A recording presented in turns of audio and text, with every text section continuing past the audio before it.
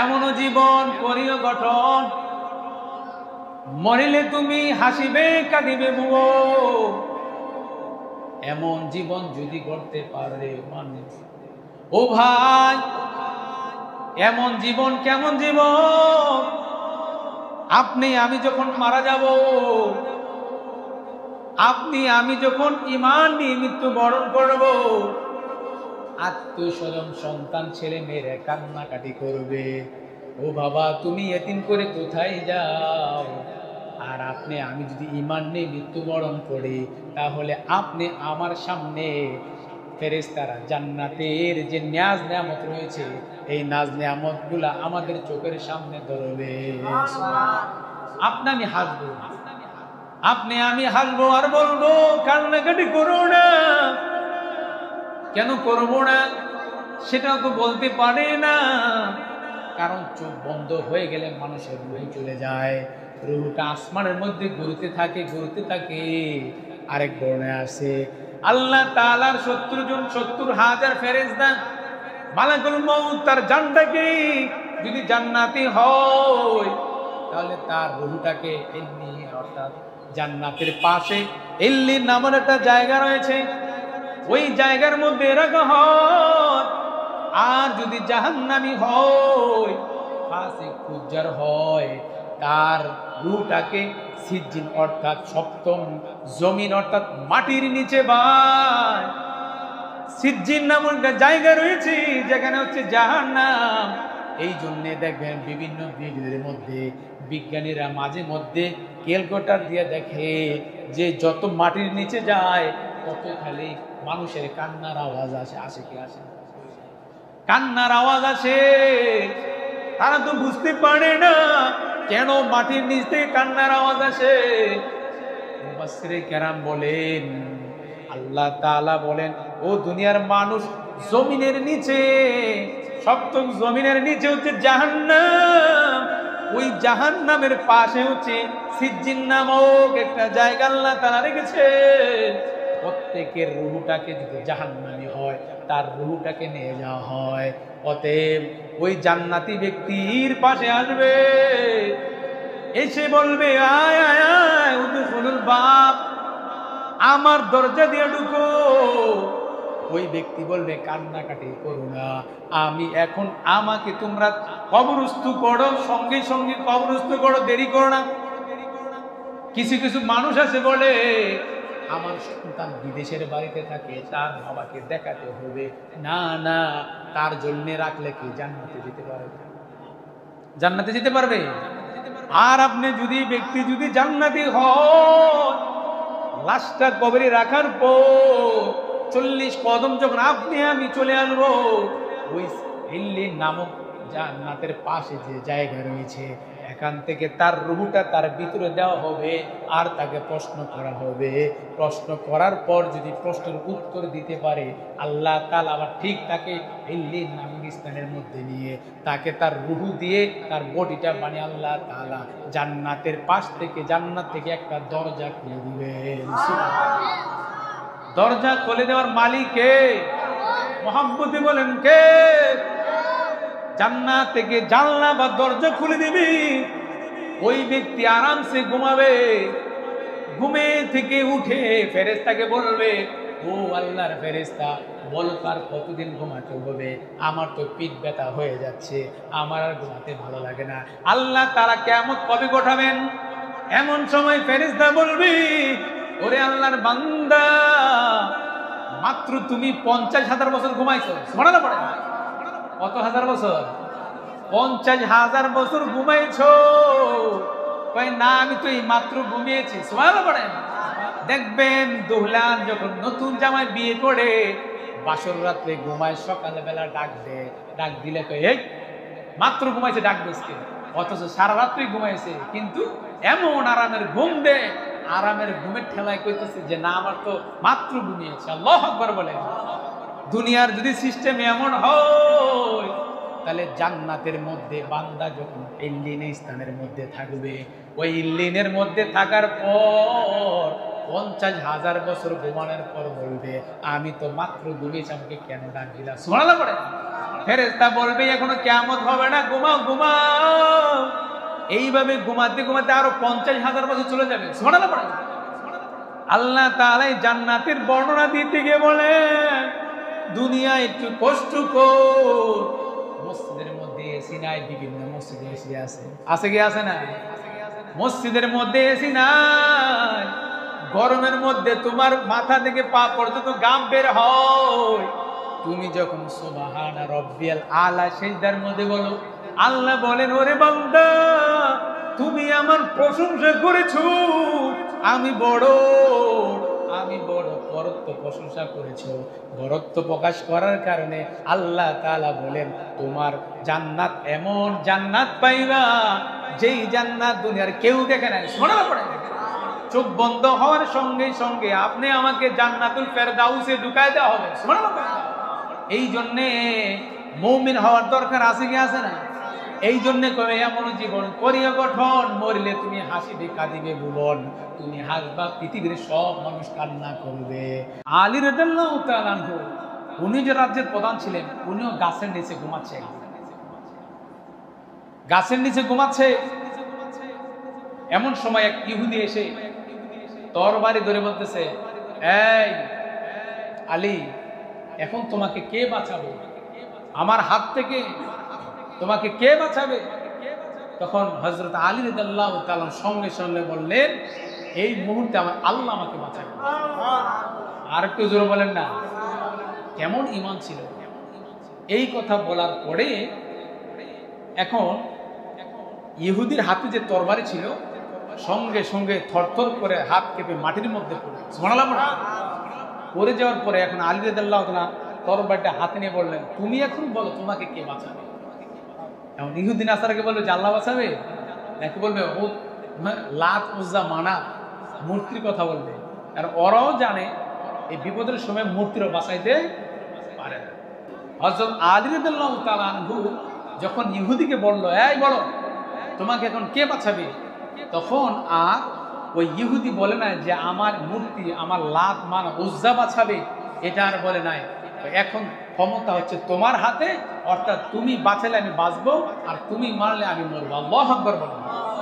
চিন্তা করেন, একজন ইহুদি, তার মনেও ধারণা আছে যে না, আমার মূর্তি, আমার গড এখন বাঁচাতে পারবে না, এখন যার হাতে তরবারি সেও আমাকে বাঁচাতে পারবে। এবার হযরতে আলী রাদিয়াল্লাহু তাআলা আনহু বলেন, এরে ইহুদি,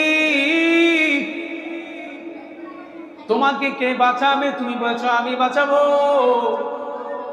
কিন্তু আমরা মুসলমান জাতি, নবীর সাহাবী, আমরা জানি আল্লাহ তাআলা সর্বক্ষণিক আমাদের সাথে আছেন। একজন মুমিন যখন বিপদে পড়বে আর বলবে আমার বাঁচানোর মালিক হচ্ছে আল্লাহ, বিপদের সময় আমার আল্লাহ বাঁচাবে। আবার আমি যখন দুঃখে সুখে আমি আল্লাহর কাছে ডাকি, আমার আল্লাহ বলেন, বান্দা রে, তুমি আমাকে যত ডেকেছো, আমি তোমার বিপদ থেকে আমি তোমাকে সহজ করে দিব। এই জন্য সব সময় আল্লাহ তাআলা বিশ্বাস রাখতে হবে বাঁচার মালিককে। আলী রাদিয়াল্লাহু তাআলা আনহু বলেন, ইহুদি যখন বলল তুমি বাঁচাইবা, কই না না না, আমি তোমাকে বাঁচাতে পারবো না। কই কেন? তোমার হাতে তো তরবারি, তুমি তো বাঁচাইতে পারো, মারতেও পারো।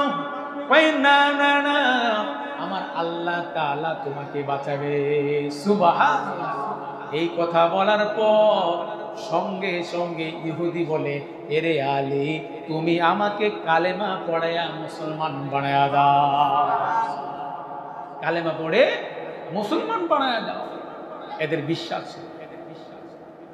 তো হযরত ইউসুফ আলাইহিস সালাম উনি যখন রাজ্য হলেন, রাজার প্রধান হলেন, এরকম গোড়া দিয়া চলে। তৎকালে ইউসুফ থেকে তৎকালে যত নবী ছিল, যত রাজ্য প্রধান ছিল, যারা মুসলমান ছিল, অরিজিনাল মুসলমান, জনগণের উপর জুলুম করতেন না, তারা এরকম ঘোড়ার গাড়ি ওপেনলি চলতেন। আল্লাহু আকবার বলেন। একদিন ঘোড়ার গাড়ি দিয়ে যাচ্ছে, আর এদিক দিয়ে জুলাইখা, সে তো তার যৌবন স্বামী, যৌবন নাই, সারা জীবন কুমারী ছিল। আজিজে মিসের তার যৌবন নাই, সে আস্তে আস্তে বার্ধক্য চলে গেল, এক পর্যায়ে সে মারা গেল।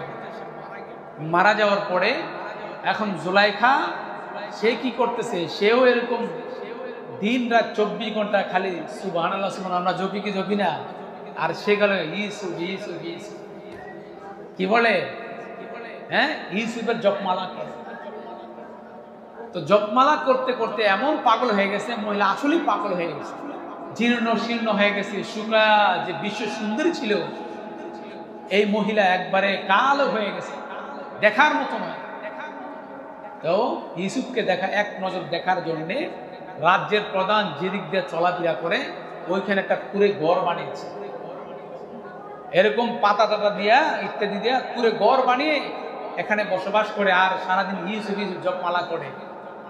ঘটনাক্রমে ইউসুফ আলাইহিস সালাম ওই রাস্তা দিয়ে যাচ্ছে আর মহিলাদের ইউসুফ ইউসুফ বলতেছে, মাথাটা নিচে পড়ে ইউসুফ আলাইহিস সালামের কানের মধ্যে মহিলার আওয়াজ গিয়েছে। আওয়াজ যাওয়ার পরে এখন ইউসুফ আলাইহিস সালাম উনি সফর শেষ করে যখন সিংহাসনে গেলেন, তো সিংহাসনে যাওয়ার পরে সিপাহীকে পাঠিয়েছে, সেনাবাহিনীকে পাঠিয়েছে। একটা কুড়িঘরের পাশে একজন বৃদ্ধা মহিলাকে আমি দেখেছি, এই মহিলাকে তুমি সসম্মানে আমার দরবারে নিয়ে আসো। খুশি হন না আপনারা? তাহলে আওয়াজে মনে হয় তো খুশি হন না, জোরে বলে না, নিয়ে আসো। এখন যখন কোনো নিয়ে আসো, তো নিয়ে আসা হলো। নিয়ে আসার পরে এখন ইউসুফ আলাইহিস সালাম এই জুলাইখাকে দেখে আর চিনতেছে না। জুলাইখাকে দেখে কি করতেছে না ভাই? চিনতেছে না। কেন? মানুষ যখন বৃদ্ধ হয়ে যায় যৌবনের সৌন্দর্য আর থাকে?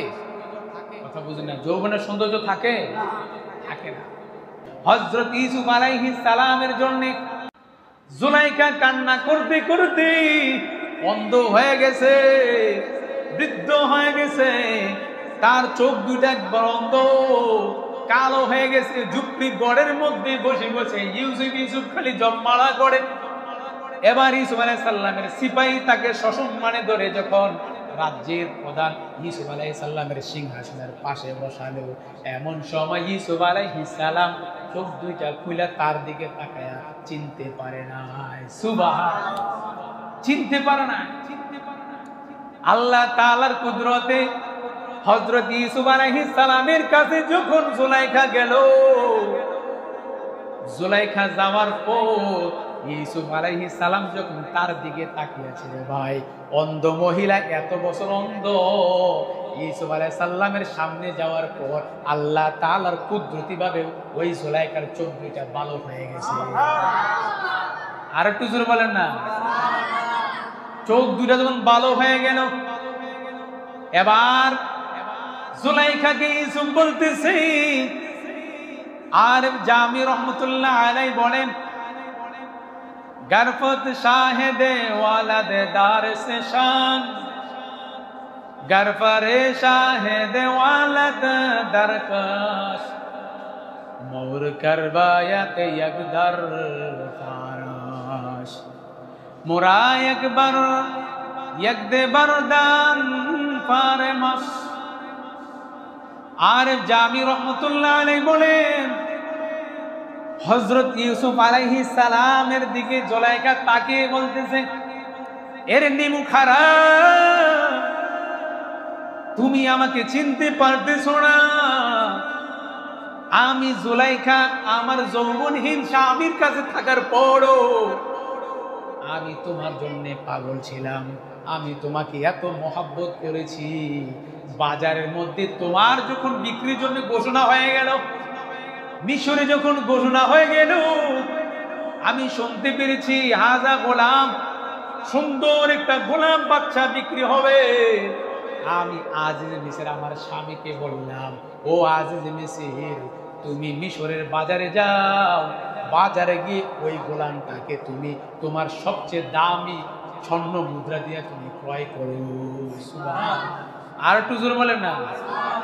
সবচেয়ে দামি টাকা দিয়ে মূল্য দিয়ে তুমি ক্রয় করো। আমার স্বামী আমার কথা শোনার পর তোমাকে কেনার জন্য বাজারে গেল, সবাই দাম দর করলো, নিলামে উঠলো। যখন দাম একের পর এক বাড়তেছে, সবচেয়ে বড় দাম দিয়ে তোমার কিনা হলো। এরপরে আমার বাড়িতে তোমাকে নিয়ে আসা হলো, নিয়ে আসার পরও তুমি এখন আমাকে চিনছো না, আমি হচ্ছে সে জুলাইখা। এবার জুলাইখা বলতেছে, এর নিবুখারা, তুমি আমার পরিচয় তুমি ভুলে গেলা, আমার বাড়িতে তুমি লালিত পালিত হয়েছো, তোমাকে আমি এত সুন্দর করে লালন পালন করলাম, এখন তুমি আমাকে ভুলে গেলা, আমি সেই জুলাইখা। এবার জুলাইখা বলতেছে, আমি তোমার পাগলে, তোমার মহাব্বতে, তোমার ভালোবাসায় আমার স্বামী মারা গেছে, আমার রাজ্যেও যে টাকা পয়সা ছিল, ধন সম্পদ ছিল, সব কিছু তোমার নামে ব্যয় করেছি, সৎকার করেছি, আমি যৌবন জীবন সব তোমার জন্য দিলাম, এখন তুমি আমাকে চিনো না, এটা কেমন? আহারে, একে বলতে বলতে এক পর্যায়ে আল্লাহ তাআলা বলেন, ইয়া আইয়ুহাল ইনসানু মা গররাকা বিরাব্বিকাল কারীম। আল্লাহ তাআলা বলেন, হে ঈমানদাররা, হে দুনিয়ার মানুষ, হে দুনিয়ার সকল মানুষ শুনে নাও, তোমরা কিভাবে কি কারণে তোমাদের প্রভুর কাছ থেকে দূরে ফেলে আছো, গাফেল হয়েছো? কোন জিনিসে তোমাদেরকে তোমাদের প্রভুর কাছ থেকে দূরে রেখেছে? তোমার প্রভুর কাছ থেকে তোমায় কোন জিনিস দূরে রেখেছে? কারণ এই চোখ দুটা আমি প্রভু দিয়েছি, এই দেহ বডিটা আমি প্রভু দিলাম, এই হাত দুটা আমি দিলাম, এই পাও দুটা আমি দিলাম, তারপরও তুমি আমাকে দূরে রেখে, দূরে ফেলে, অর্থাৎ তুমি আমাকে ভুলে গেছো। কোন জিনিস তোমাকে দূরে সরিয়ে দিয়েছে? কারণ জুলাইখা ইউসুফের জন্য পাগল, ধন সম্পদ, বাড়ি গাড়ি, সব সম্পত্তি নিলামে অর্থাৎ তার জন্য সৎকার করে দিল, তারপরও ইউসুফকে পায় না, যৌবন সব কিছু শেষ করলো, তারপরও ইউসুফের মিলন হয় না। আল্লাহ তাআলা বলেন, এর দুনিয়ার মানুষ, ইউসুফের জন্য যদি জুলাইখা এত কিছু করতে পারে, আর তোমার মালিক আল্লাহ তাআলা তোমাকে এত কিছু দিয়েছেন, তোমার জন্য আল্লাহ তাআলা ওই যে গাছের উপরে সুন্দর একটা ডাব রয়েছে, ওই ডাবের মধ্যে যে একটা সুন্দর স্বচ্ছ পানি আছে, এটা কি কেউ জানে? মুহাম্মদ বলেন, কেউ জানে? কারণ তৎকালে যখন আল্লাহ তাআলা আদম আলাইহিস সালামকে ডাবের গাছ দিলেন, ওই ডাব গাছের মধ্যে যে আবার ফলের ভিতরে পানি আছে, তখন কেউ জানতো না। আল্লাহ সেটাই বুঝায়, এর দুনিয়ার মানুষ, ডাবের মধ্যে যে পানি আছে এটা দিয়েছে কে? মহব্বতে বলেন কে? আল্লাহ বলেন, ওরে দুনিয়ার মানুষ, তোমার জ্বর হয়েছে, তোমার দুর্বল লাগে, তুমি একটা ডাবের পানি পান করো, আমি আল্লাহ তাআলা এই ডাবের পানির বরকতে তোমার দুর্বলতা, তোমার রোগকে দূর করে দেব। দেখি দেয় না, যত দুর্বল হোক, ডাক্তাররা বলে মিয়া জন্ডিস হয়েছে, ডাবের পানি খাও, বলে কি বলে না? আমার জ্বর হয়েছে, ডাবের পানি খাও, এটার মধ্যে আল্লাহ তাআলা কুদরতি রহমত রয়েছে। সুবহানাল্লাহ পড়ে। আল্লাহ তাআলা বলেন, দুনিয়ার মানুষ শুনে না, তোমার ওই যে গাছের মধ্যে সিম হয়, ওই সিম যে এত রান্নার পরে স্বাদ হয়, তুমি তো এই সিম গাছ দাও না, আমি আল্লাহ দিয়েছি। তোমার বাড়ির সামনে লম্বা লম্বা কলা হয়, ওই কলা যত দুর্বল হোক না কেন, একটা কলা যদি সকালবেলা কোনো ব্যক্তি খায়, ডাক্তাররা, সায়েন্সরা বলে, বর্তমান বিজ্ঞান বলতেছে, প্রতিদিন যদি একটা করে কলা খায়, বান্দার যে গিরার মধ্যে যে মজবগুলো রয়েছে, ক্যালসিয়াম রয়েছে, ওই কলা খাইলে আল্লাহ তাআলার কুদরতে কলার মাধ্যমে ক্যালসিয়াম তৈরি হয়। আর একটু জোরে বলেন না, এটা করেছেন কে? আরে নিয়ামতের শুকরিয়া আদায় করে শেষ করতে পারবো? মহব্বতে বলেন, শেষ করতে পারবো? আল্লাহ বলেন, দুনিয়ার মানুষ, জুলাইখা এত কিছু পাওয়ার পরও একজন নবী অর্থাৎ আমার পয়গম্বর ইউসুফের জন্য পাগল। তোমরা যদি আমার জন্য পাগল হও, আমি আল্লাহ তাআলা তোমাদেরকে মৃত্যুর পরে জান্নাতের উচ্চ মাকাম দিয়া দিব। আর একটু জোরে বলেন না, মাল্লাহুল মাওলা ফালাহুল মুলক। আপনি আমি যদি আল্লাহর জন্য হয়ে যাই, তাহলে আল্লাহ তাআলা দুনিয়া পৃথিবীটা আপনার আমার পায়ের নিচে দিবেন। সুবহানাল্লাহ। একটা ঘটনা এক্সাম্পল দিচ্ছি। দারুল দেওবন্দের পাশে জঙ্গলের মধ্যে একটা রাস্তার মধ্যে বড় একটা রয়্যাল বেঙ্গল টাইগার বসে আছে। আচ্ছা বলেন তো, বাঘ দেখলে কে না ভয় পায়? ভয় পায় কি পায় না? বাঘ বসে আছে। এবার লোকজন দেখে বাঘের কারণে রাস্তা পার হতে পারছে না। এমন সময় দারুল দেওবন্দের, অর্থাৎ পাকিস্তানের দারুল দেওবন্দের আমাদের যে মাদ্রাসা, কওমি মাদ্রাসার দ্বারা হচ্ছে দারুল দেওবন্দ, ওই মাদ্রাসার একজন শিক্ষক রাস্তা দিয়ে মাদ্রাসায় যাবে। এমন সময় দেখে বাঘ মাটির মধ্যে রাস্তার মধ্যে শুয়ে আছে। মানুষ জড়ো হয়ে আছে, জিজ্ঞাসা করে, ও ভাই এখানে কি হয়েছে, এত মানুষ কেন? ওই হুজুর রাস্তার মধ্যে বাঘ বসে আছে, ওই বাঘের কারণে মানুষ যেতে পারছে না। এমন সময় আল্লাহর ওয়ালি বাঘের কাছে এসে বাঘের কানটা ধরে লাড়া দিয়ে বলতেছে, এরে বাঘ, আল্লাহ কি তোকে বানিয়েছে জনগণকে, মাখলুকে কষ্ট দেওয়ার জন্য? যা যা যা, এখান থেকে সরে যা। বাঘের কানের মধ্যে একটা থাপ্পড় লাগে, আল্লাহু আকবার। বাঘের কানের মধ্যে যখন থাপ্পড় দিল, সঙ্গে সঙ্গে বাঘটা হাঁটি হাঁটি পা করে জঙ্গলের মধ্যে চলে গেল। এই জন্য কবি বলেন, মাল্লাহুল মাওলা ফালাহুল কুম, যেই ব্যক্তি আল্লাহর জন্য হয়ে যাবে, আল্লাহ তাআলা ওই ব্যক্তি পৃথিবীর যা আছে সব কিছু তার পায়ের নিচে দিয়ে দিবে। আল্লাহ তাআলা পারেন কি পারেন না? কথা বলেন, পারেন কি পারেন না? এই জন্য আসুন আমরা, আল্লাহ তাআলা আমাদের সকলকে আল্লাহর খাঁটি প্রেমিক হওয়ার তৌফিক দান করে, আমিন বলেন। কারণ ইউসুফ জুলাইখার জন্য পাগল ছিল না, জুলাইখা ছিল ইউসুফের জন্য পাগল। এখন পাগল যে হয়েছে, ইউসুফ যে বলছে, তুমি কে? এক মহিলা, তোমার বাড়ি কোথায়?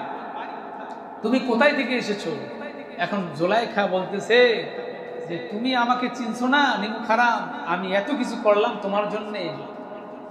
এবার ইউসুফ আলাইহিস সালাম একে একে মহিলার কথা শুনে, শোনার পর এবার ইউসুফ আলাইহিস সালাম বলল, ও জুলাইখা, তুমি সেই জুলাইখা? কয়, হ্যাঁ। তুমি আমাকে চিনতে পারছো না? আমি তোমার জন্য কান্না করতে করতে চোখ দুটা অন্ধ করে ফেলেছি, আমার যৌবনটা আমি শেষ করে দিয়েছি, বার্ধক্যে আমি পৌঁছে গেছি।